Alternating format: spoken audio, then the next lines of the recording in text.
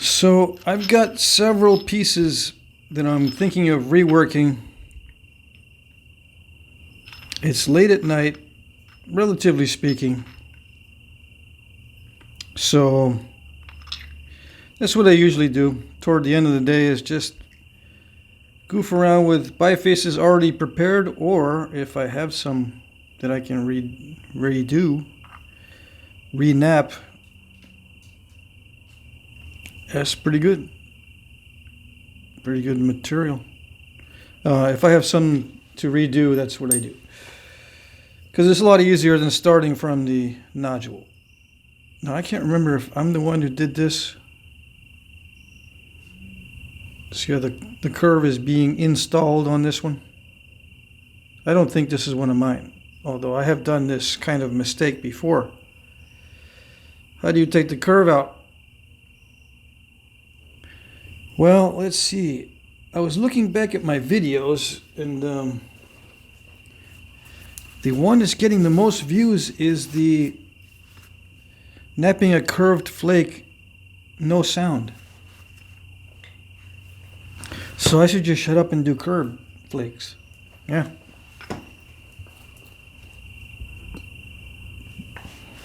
I should. But there's a lot of things that I don't do that I should on this channel. Yeah.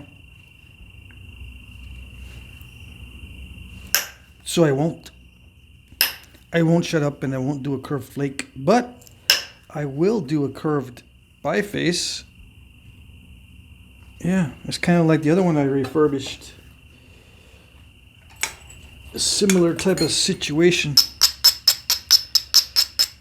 Remember with the Kyo Cook or whatever it was? Had a nice seam in it with red oxidized stuff. This one's not too badly curved.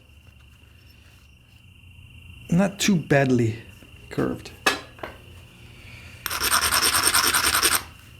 So while I'm doing this, I can do some talking, philosophizing, that sort of thing. I was just reviewing the last video on the landscape stones. And I goofed up a couple of times. I called Neanderthals, Homo sapiens, Neanderthalis, when it's actually Homo sapiens neanderthalensis. Yeah. Sorry, I don't want to insult anyone's heritage. Do I have Neanderthal DNA? Oh yes.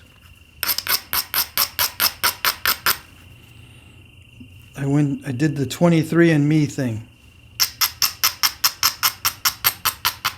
Yeah. Big surprise, I'm mostly European. But I've got Neanderthal also. But not that much. All right. I'm trying to remember. I think 74% tile. So that means I got more than 74% of people? Or maybe 74% of people got more than I do? I don't know. I gotta look it up again.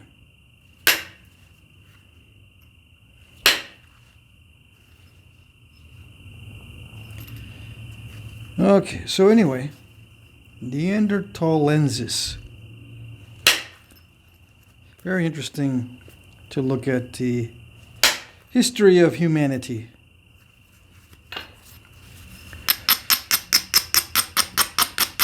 It ties in nicely to Flintknapping, or lithic reduction, if you want to get technical, because it's not only the reduction by chipping, you can reduce rocks by grinding and that sort of thing.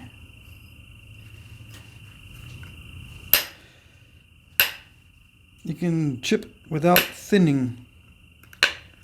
You can make flakes without chipping. You just smash the stones to make flakes. It's not really chipping like what I'm doing now. It's not sculpting it. It's not sculpting. And just making flakes was part of lithic reduction alongside this kind of intentional flaking for thousands and maybe a million years. I don't know if they intentionally flaked in certain ways at the very start.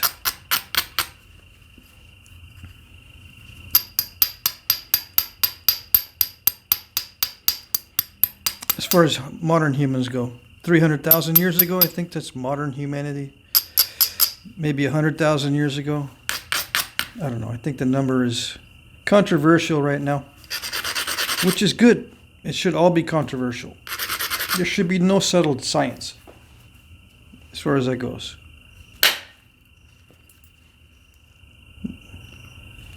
At least not yet, because we don't have technology to really see into the past. Maybe someday. And not by time machine, but by some sort of supercomputer calculation. Maybe.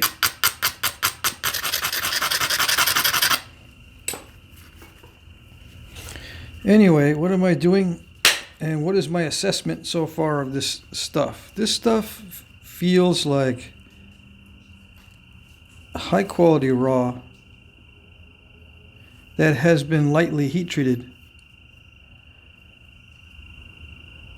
And I say that because I'm just being safe. It may not be heat treated at all. And it's just one of those rocks that is extremely easy to knap. Also extremely easy to make mistakes on.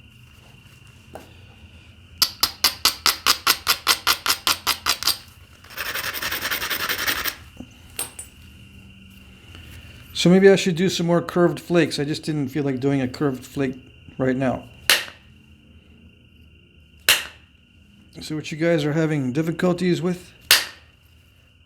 Or is it just because that video gets promoted somehow? I don't know. I wish I knew. Because 20,000 views is like 10 times more than what I normally get on a video. If I could do that with every video, that would be awesome. Then I would have time to buy all sorts of nice primitive type things. Or things that will help me to be more primitive. It's ironic, isn't it?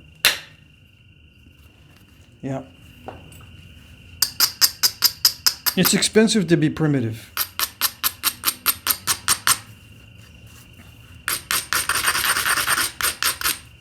Yeah. Because we don't have access to, well, I can't say we. Some of us do have access to land easily in public lands. BLM lands. You know, not every state has BLM lands. But those of you that do, count yourself fortunate, because then you can get primitive without too much expense. As long as they allow you to collect firewood, make campfires, and go hunting and stuff on BLM lands with primitive technologies. I don't know if they allow, or how many public areas allow you to hunt with atlatl darts. The last time I checked, there wasn't many. Not many places. And that's one of the best primitive technologies to experiment with. The atlatl dart and atlatl. Bow and arrow, yeah, of course.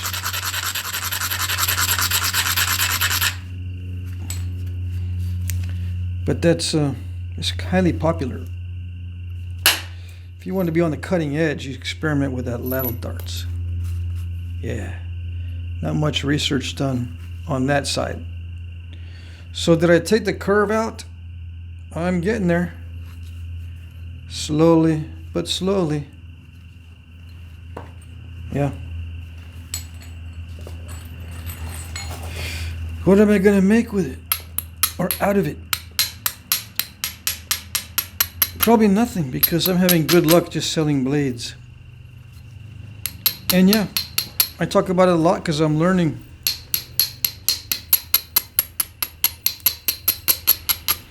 I didn't really explore the types of things to make and sell.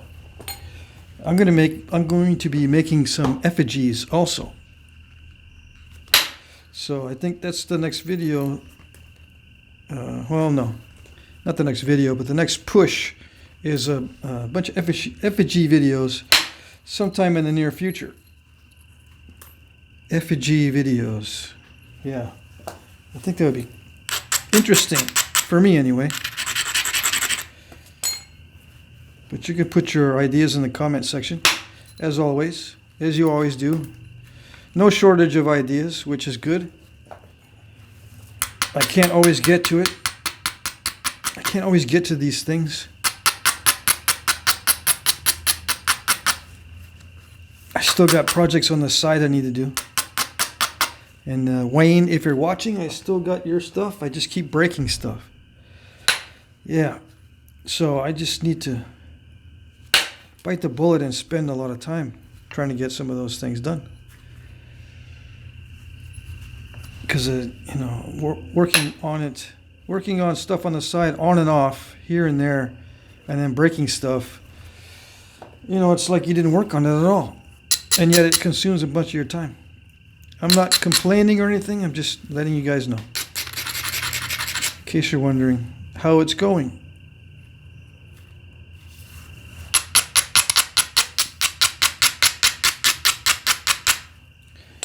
Just do it quicker by making it thicker. Yeah. I can do that for myself.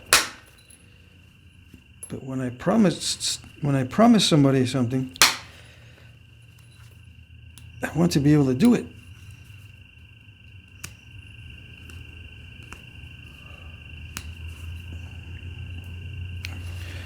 Yeah.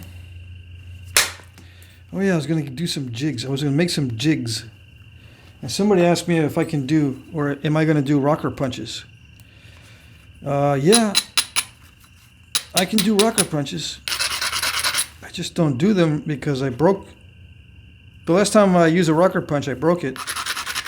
That was the last time I used it, and I said, no, I'm never going to use this again. Never say never, right? Yeah. So yeah, I might use it again. Just so you guys can see. You go, oh, so that's a rocker punch. Yeah, I know there's videos on rocker punches and stuff, but I didn't really realize that's a rocker punch. Or something. I don't know. I don't know why people don't know what a rocker punch is or how to use one. They watch Flintknapping videos. Yeah. It's news to people. Some people go, that's news to me. It's 2022. I never heard of it. I know it's the current year. I just never heard of it. Okay, well now you know. Well, what is it? What? Yeah, you tell me what it is. Is it like a napping in a rocking chair? No. You don't nap in a rocking chair. Although you could. I probably should, because I'm getting to that age where rocking chairs are my buddy. Rocking chairs are my buddies. Right? But that's not it. Rocker punch is just a device. Kind of a jig to do indirect percussion easily. More easily than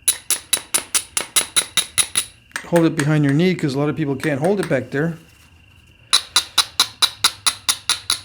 They have unusual anatomy, or I have unusual anatomy, one of the two.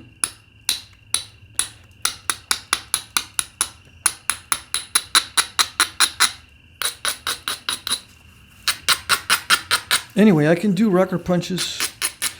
They just have it's just a horizontal punch on a device that's like a stand, and it has a place where you attach it to a pivot point, and it sometimes has a spring. It's spring loaded so that it will come back to the same place every time. It's spring loaded. Spring-loaded horizontal punch. Or something. Some of them have the primitive ones just have a string to hold the punch in place. A string and tied on one end. Tied on one end with a string on the other. Kind of, sort of. You'll see. I know I thoroughly confused the guys that don't know what it is. Just go around on YouTube, and I think they have one video. One video still up that has a rocker punch. Or you can just look up Knapomatic 5000. That's a type of rocker punch. Knapomatic 5000. I think that's what it's called. It's just a device someone came up with.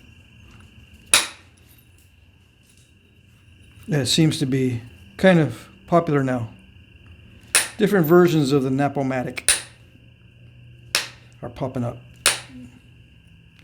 See, I'm putting my finger on the tip here because you never know. Even though a lot of times I don't nap with my finger on the tip, I think I need it in this case. It seems very fragile. It's still a little bit in need of a lump removal right there. And I still have these little nasty step fractures that I can probably remove with some flaking. But it's that side that I don't want to be touching because that's the side that has a little dip in it. I want to be reducing the other side. But I may have to shoot another flake into there just to get rid of that mess. Yeah. Before it starts getting way too thin.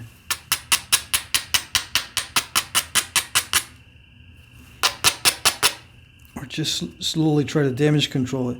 If that flake had gone further, I might have done some good. Then all I had to do is run a couple more flakes, but now I've got to try to clear that out. And maybe clear this out here. Well, not maybe, I've got to.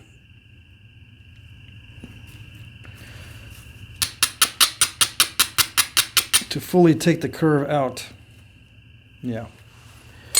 Okay, let's see. I should be smart and just stick with the indirect percussion, but I want to see if I can run a longer flakes or longish type flakes with the pressure flaker. I just sharpened it just before the video. Yeah, okay. My wrist is feeling it from that last video. I figured out that's what it is. It's the direct percussion followed up by hours of pressure flaking. You know, intense direct percussion followed by hours of pressure flaking really does a job on my wrist. So there was a time where that's all I was doing. Massive nodule reductions with lots of force.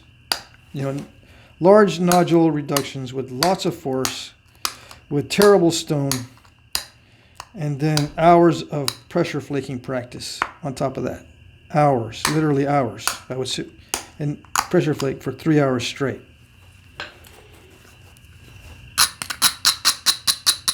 Because I had 3 hours spare time, I'm going to go do it. I'm just going to pressure flake the whole time. Because I can. And I did. And I didn't come out the other side very smart. Yeah. Felt like a dum-dum. Looks good on paper. It looks good. I mean, it sounds good. Just nap more, dude. Just nap more. More and more and more. Work harder. You'll get there. Work harder than everybody else. Yeah, it works, right? For a little while. Is it sustainable? That's the question these days. Sustainability. But I'm talking about, can you continue to do it? Because that's what Flintknapping requires. You've got to continuously do it. There's no Yeah, I'll nap for a couple of years and that's all I gotta do. That's it. No, you have to nap continuously. Forever. Once you start, gotta keep doing it. Especially if you're trying to survive with it. Okay, I'm gonna do some, oh no. I still gotta prepare that edge better. Alright. There's still some lumpiness and I gotta put in a correct angle. The angle is correct down here. But it went, except for this spot right there. I forgot the pressure flake. I forgot 2 pressure flake. That little lump off when I was trimming this edge, and there's some more lumps. I gotta kind of bevel it to do a pass. All right, I gotta make sure everything's beveled properly. Yeah, okay. And then ground down. And then you make doo-doo with what you got, because it's not perfect.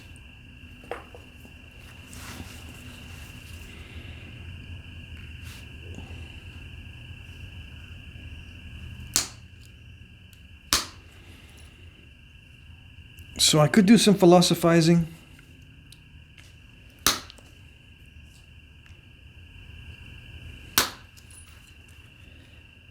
Flint philosophy. What does the Flintknapping tell us? What kind of philosophical things does it tell us?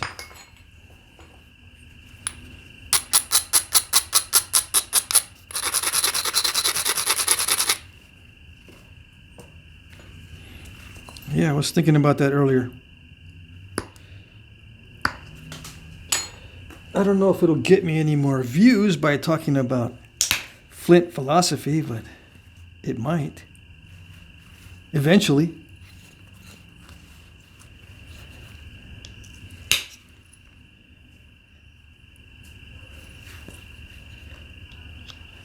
I was thinking about determinism earlier. Oh yeah, that ugly stuff. It's ugly because quantum physics has pretty much squashed the idea of determinism. The universe is indeterminate, at least on the quantum level, unless you believe in multiple universes and that kind of thing, where every possibility is played out. There really isn't one universe. Every possibility is played out regardless of how many universes it creates. That sort of thing. So, yeah, determinists come up with some stuff like that. But anyway, I was thinking about determinism and how we can learn about psychological determinism through the study of this kind of thing. I don't believe in psychological determinism. I don't have a reason to believe in it. Because to me, thoughts seem pretty spontaneous. Although they do have a dependency on previous thoughts, it's not necessarily a hard, quote-unquote, hard dependency where it's completely dependent on previous thoughts.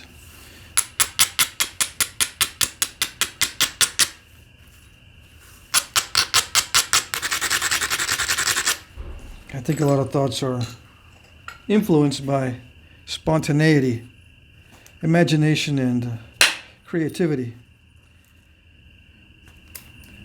That is not deterministic. It's not deterministic.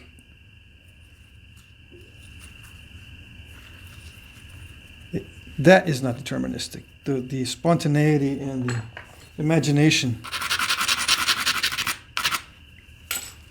It's not deterministic. It's not random either.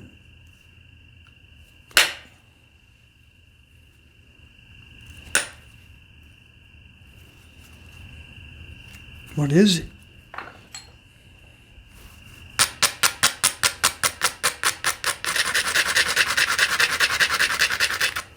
It's unique to thoughts.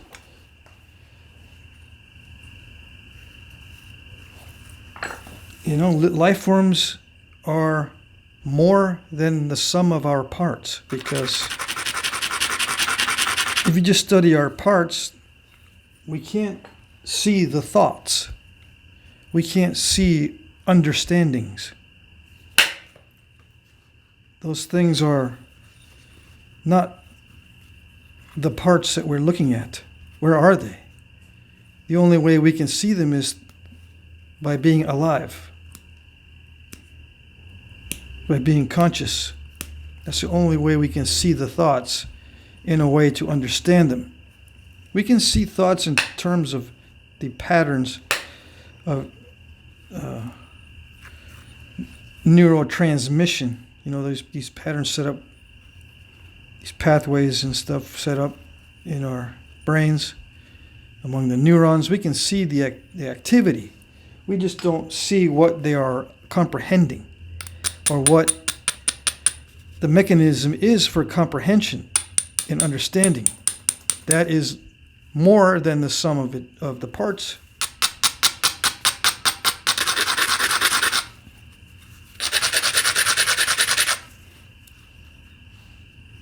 So life is different than just static and deterministic systems that are not alive.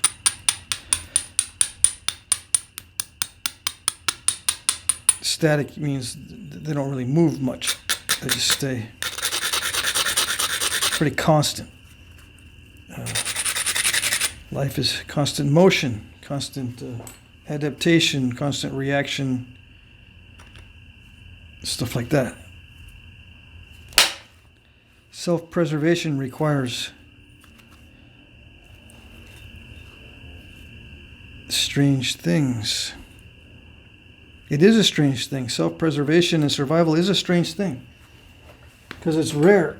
Most of the universe is not that way. It doesn't try to preserve itself. It's just there. It just behaves in a certain way, and that's it. It has no reason to defend itself, because it's not alive. Most of the universe is not alive.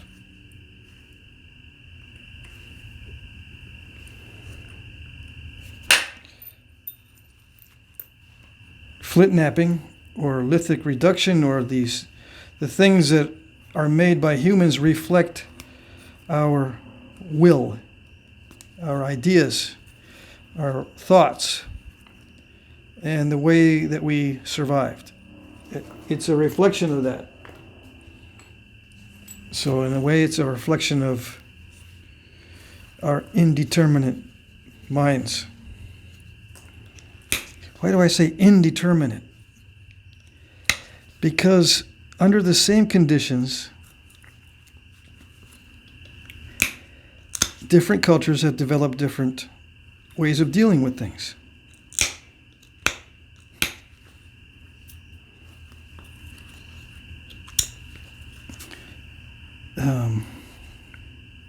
Under the same conditions, different cultures have developed different ways of dealing with things.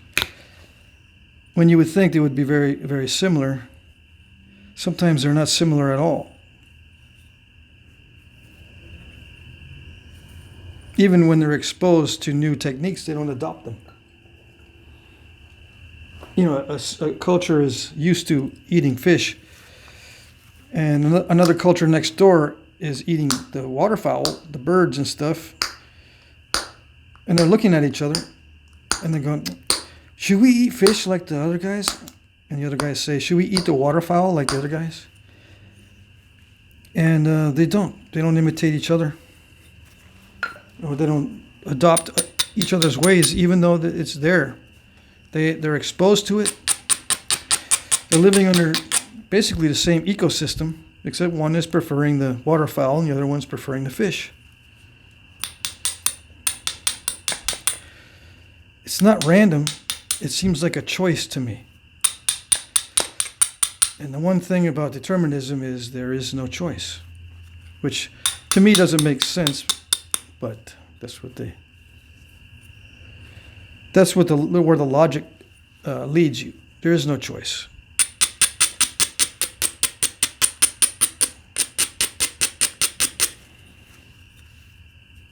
Well, there's different ways of making these projectile points to hunt the same animals. And these were made in different ways. So what is, I mean, it's not deterministic if they're making different points to shoot the same animals under the same conditions. There is a choice there, and the choices were made.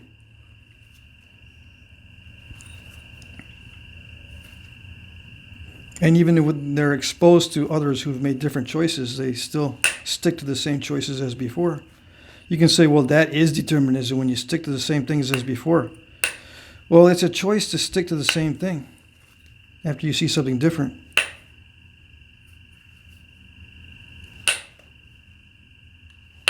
But I'll get into more of it later. Right now, it's a little bit too heavy a topic to be thinking about while I'm doing this. Because these step fractures are not easy. All right, and I'm running out of time. I should already have ended the video. Okay, so I just want to get a couple more of these. There it is. All right, so that's it for this one. See you in the next video.